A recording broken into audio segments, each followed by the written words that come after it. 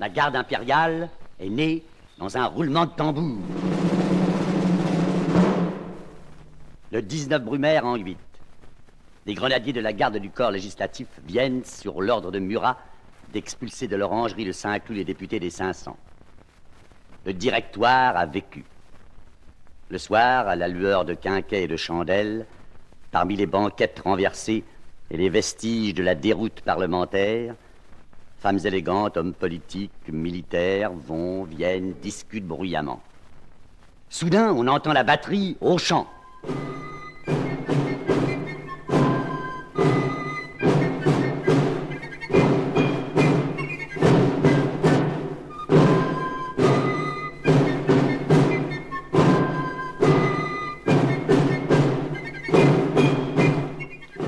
Vieille marche qui signifiait jadis « partez au champ », en avant, et que l'on bat maintenant pour rendre les honneurs.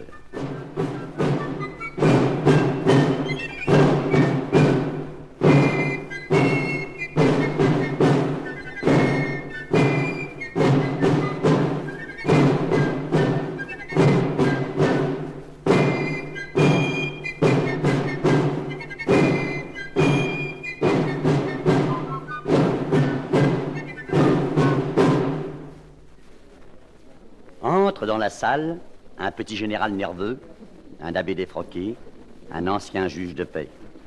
Ce sont Bonaparte, Sieyès, Roger Ducos, les nouveaux consuls de la République. Dehors, sous la bise de novembre, s'alignent les grenadiers à pied du corps législatif, les grenadiers à cheval de la garde du directoire, inquiets de leur avenir.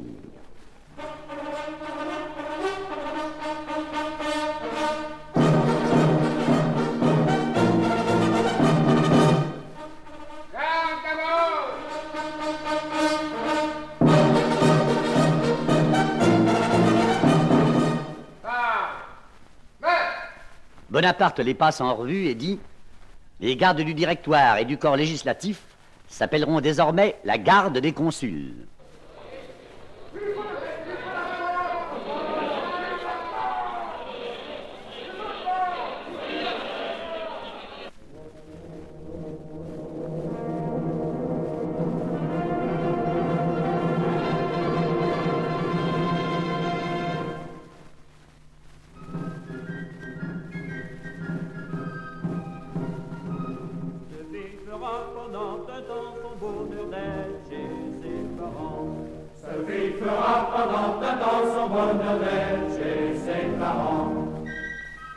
Les gardes sont en route vers Paris, joyeux, rassurés.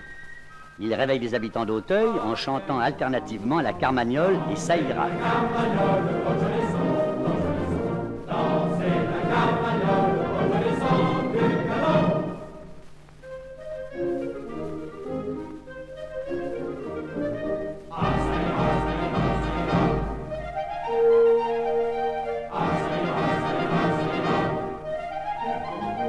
Un certain nombre de ces soldats révolutionnaires ont servi dans les gardes du roi, dont voici la marche.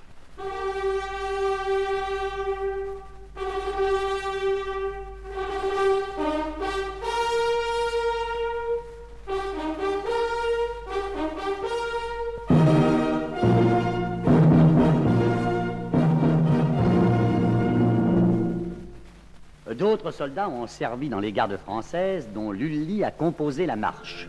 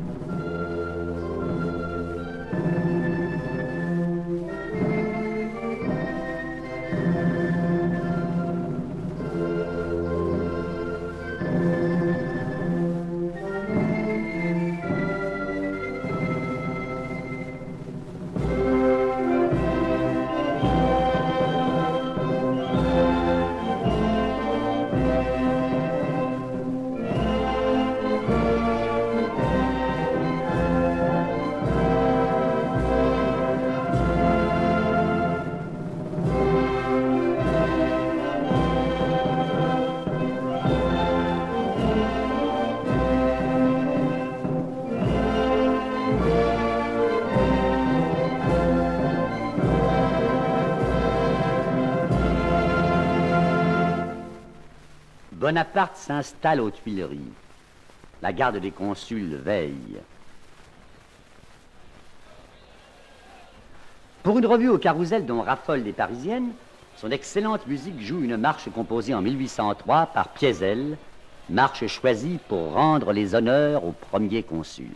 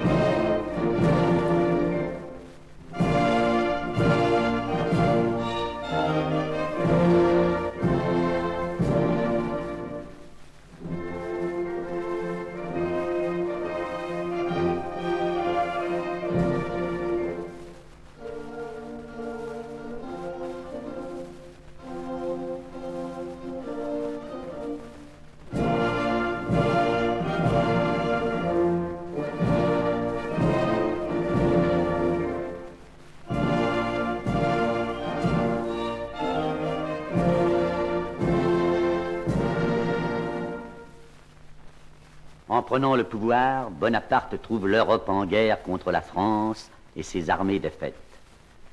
Il veut la paix, mais par la victoire. Le 11 avril 1800, à l'école militaire, les tambours de la garde ouvrent la campagne contre les Autrichiens en battant la Diane.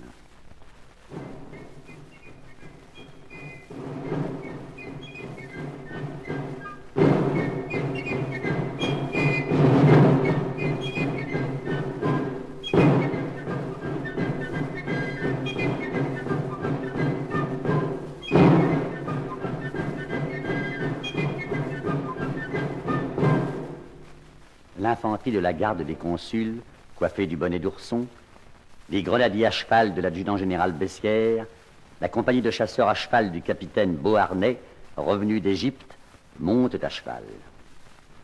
La garde s'achemine vers le midi, le Grand Saint-Bernard et Milan, tandis que la musique conduite par son chef, le Parisien Guillardel, joue la marche consulaire.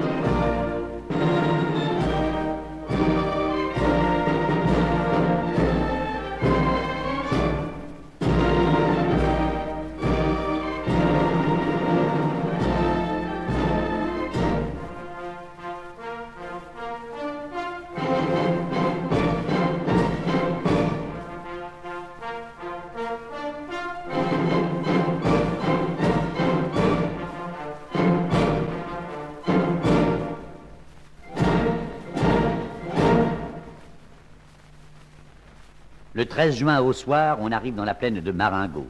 Il pleut à torrent. Le 14, réveil au canon. Très vite, la bataille est rude. L'âne Victor recule sous la protection de la garde à pied, redoute de granit.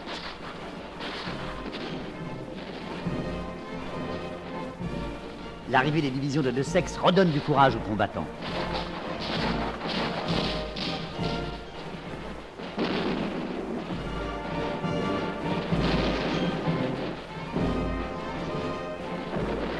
Sur l'air de vieilles chansons populaires de la fin du XVIIIe siècle, les soldats de la Révolution ont composé des paroles.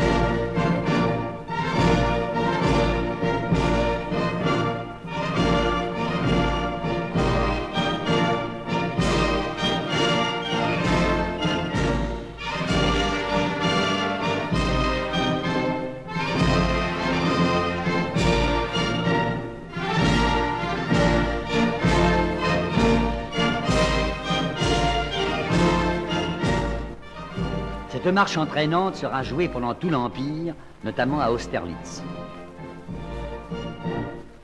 La paix avec l'Autriche est signée à Lunéville le 9 février 1801, avec l'Angleterre à Amiens le 23 février 1802. La paix règne en Europe. La joie éclate. On danse, on chante.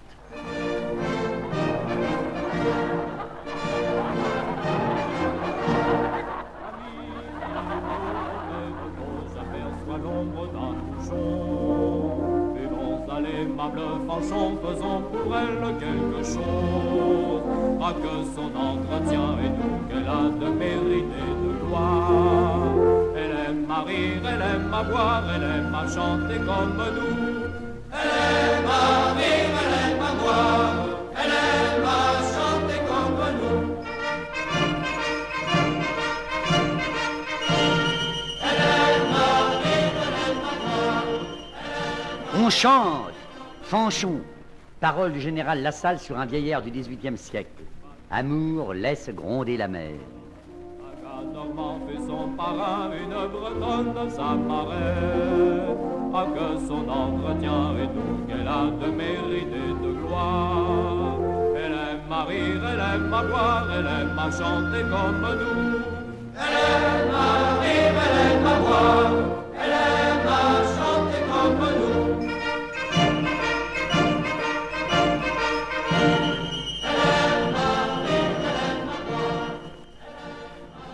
Voici un signal de ceux qu'on appelait les hussards de la marine, à cause de leur tenue à la hussarde et de leur trompette de cavalerie. Le branle-bas des marins de la garde.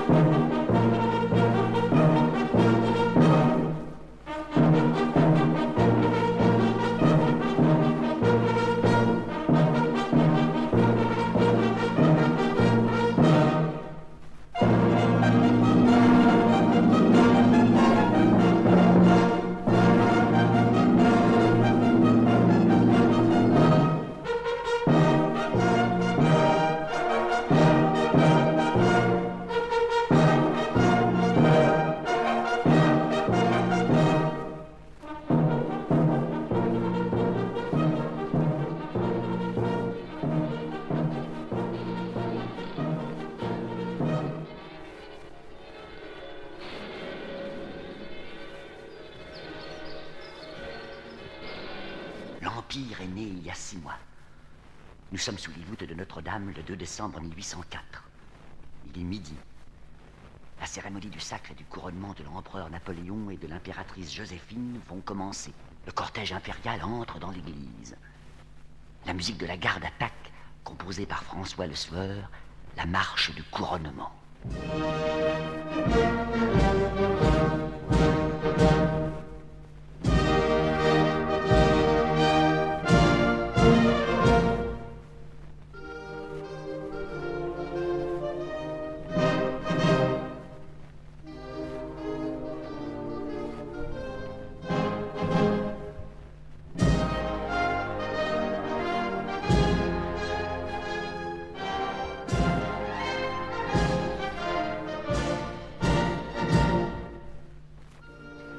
Les colonels, à la tête de leurs officiers, arrivent en mesure dans les bas-côtés de la nef. Les prêtres prient au fond du sanctuaire. Leur Majesté, en grande tenue de parade, faisant porter devant elle les honneurs de Charlemagne, précédés des princes de l'Église et suivis par les ministres. Voici les maréchaux, les généraux et les grands corps de l'État. Ils se dirigent vers le grand hôtel où sa sainteté, le pape Pie VII, les attend pour le sacrement.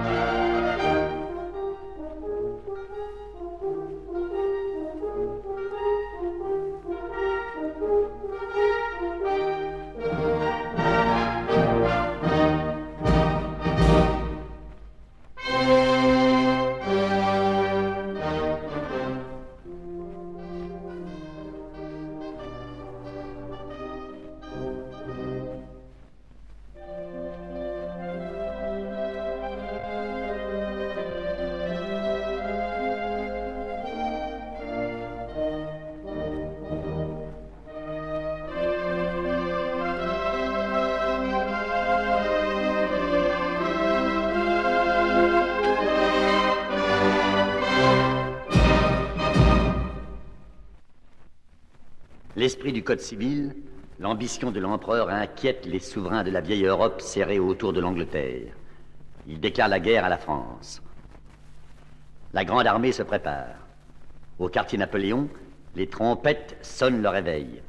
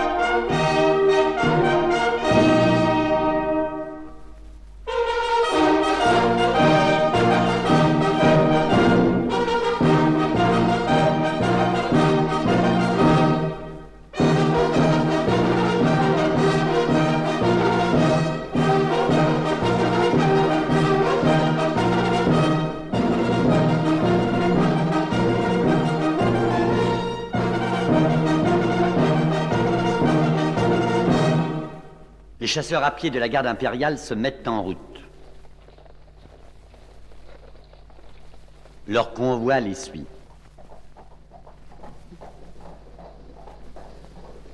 Leur musique joue la marche pour cornet de David Bull.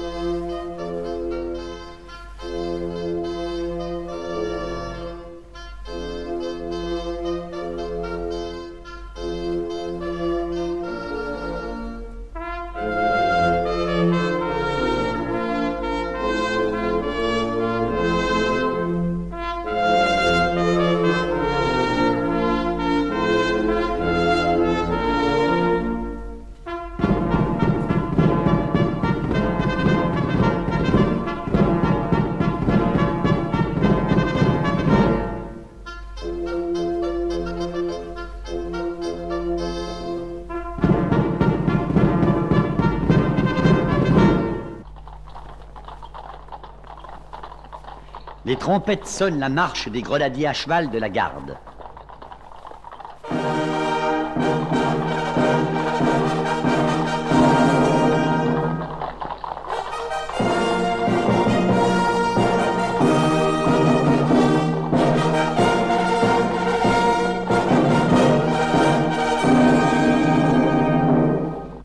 Napoléon chante faux, mais lorsqu'il part en campagne, il fredonne Malbrousse en va-t-en-guerre. Cette chanson, les croisés l'ont rapportée en France. Les soldats de Bonaparte l'entendirent en Égypte. Les paroles datent de Malplaquet.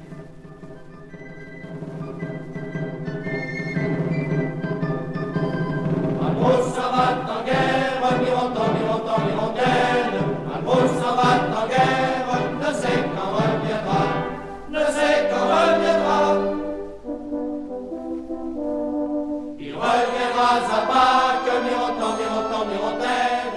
Il reviendra à Pâques, ou à la Trinité, ou à la Trinité.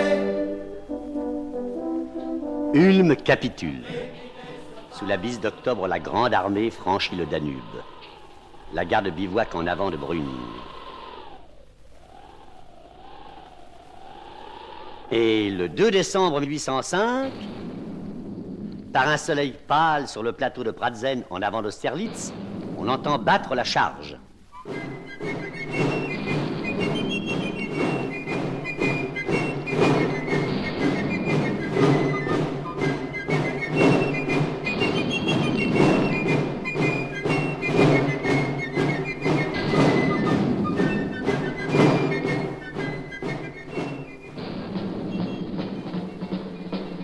Les Russes et les Autrichiens sont en déroute.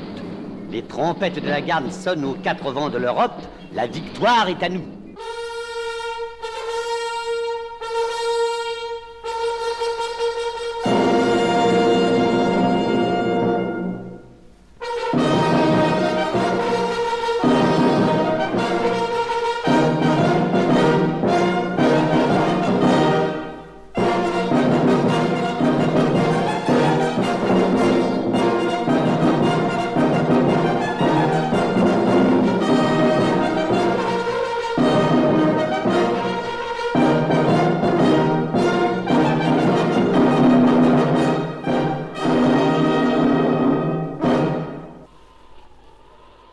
Les tambours et les fifres battent et jouent pour les drapeaux.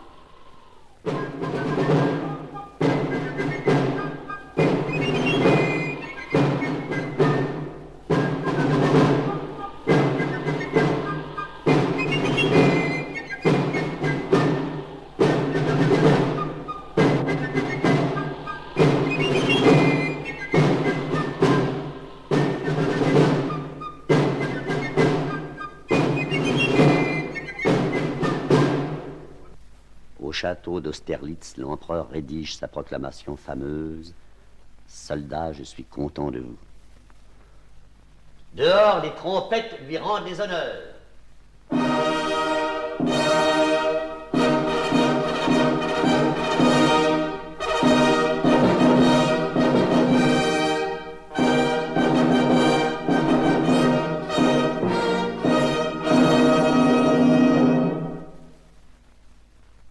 La paix est fragile.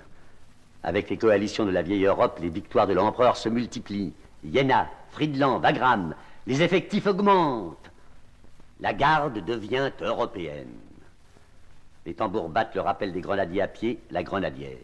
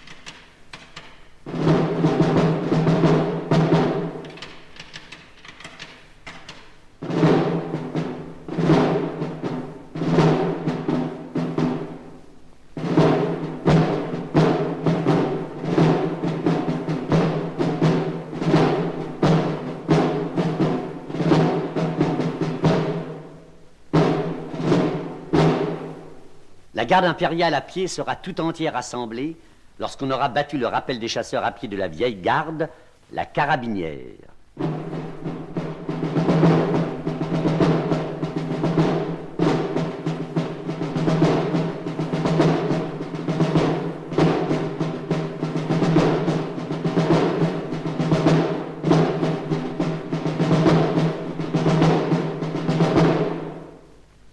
La jeune garde donne et se couvre de gloire en Espagne et en Russie.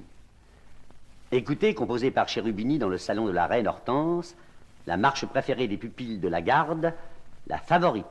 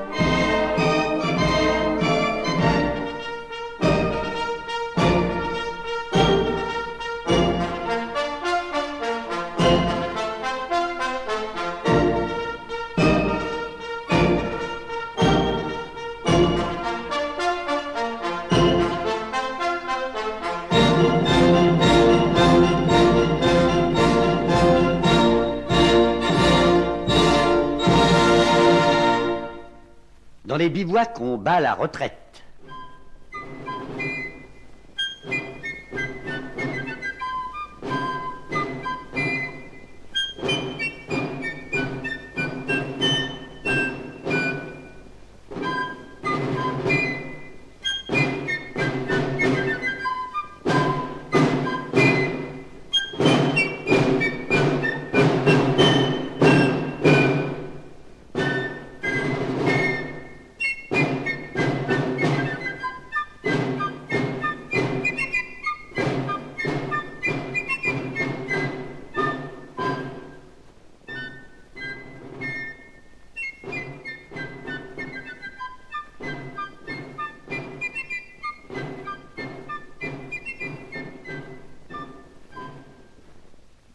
Les trompettes font entendre la sonnerie préférée de l'empereur.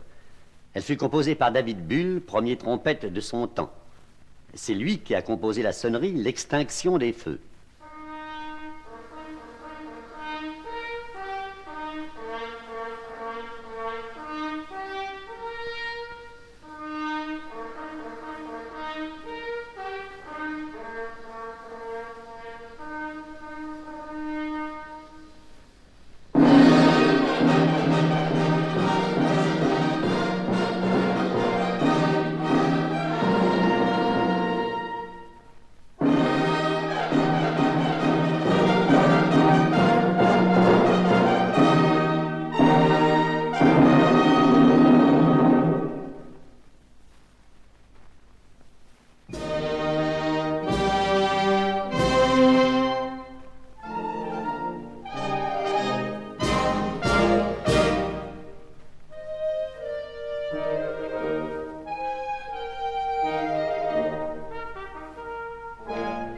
Il fallait à l'empereur de l'Europe un héritier.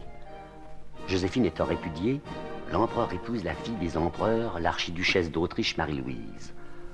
Au cours de la cérémonie du mariage qui se déroule en ce moment dans la grande galerie du Louvre, la musique du premier grenadier à pied exécute les 4 marches composées par Paër, directeur du théâtre italien. Vous entendez la 3e marche.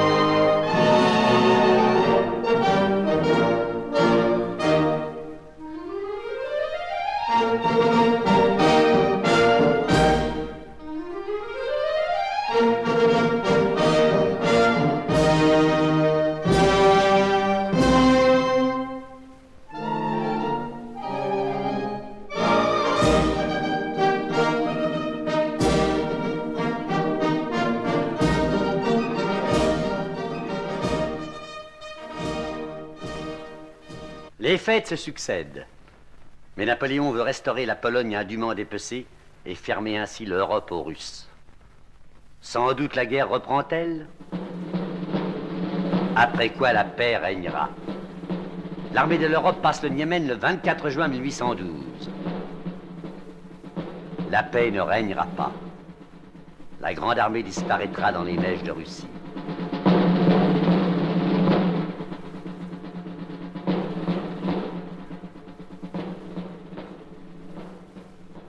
Un soir, en vue de la Bérésina, l'empereur soucieux engage la musique de la garde à jouer « Veillons au salut de l'Empire ».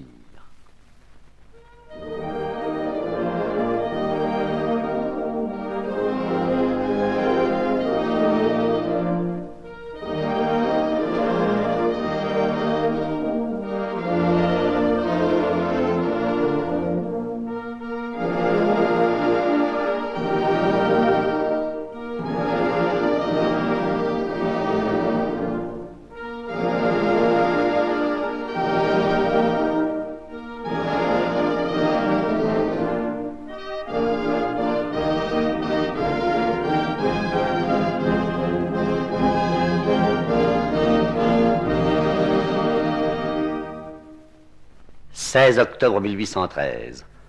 Nous sommes à Leipzig. La musique de la vieille garde joue une marche de Gebauer.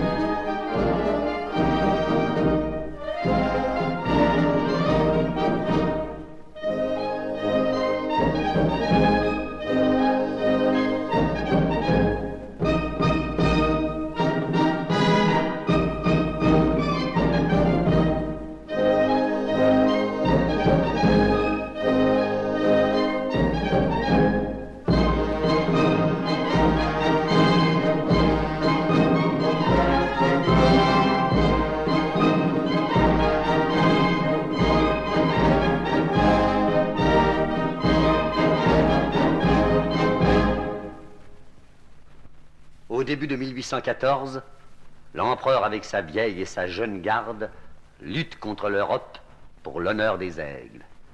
Écoutons la sonnerie aux étendards.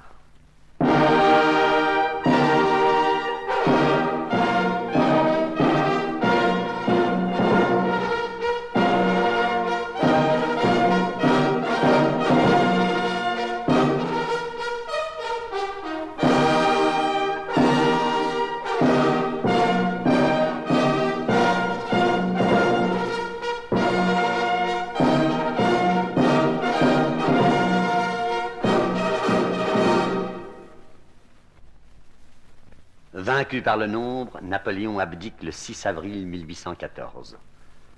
Les chevaux légers lanciers polonais de la garde de Krasinski prennent congé de l'empereur et retournent dans leur patrie. Les chasseurs à cheval de la garde leur font leurs adieux.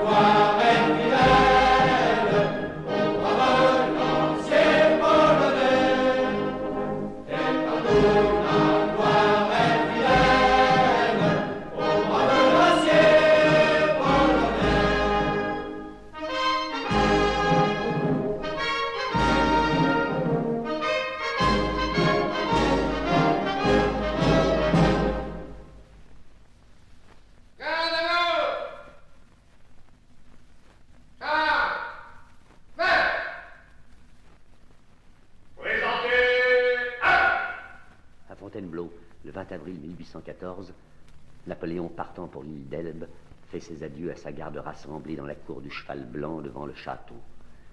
Les trompettes sonnent pour l'empereur.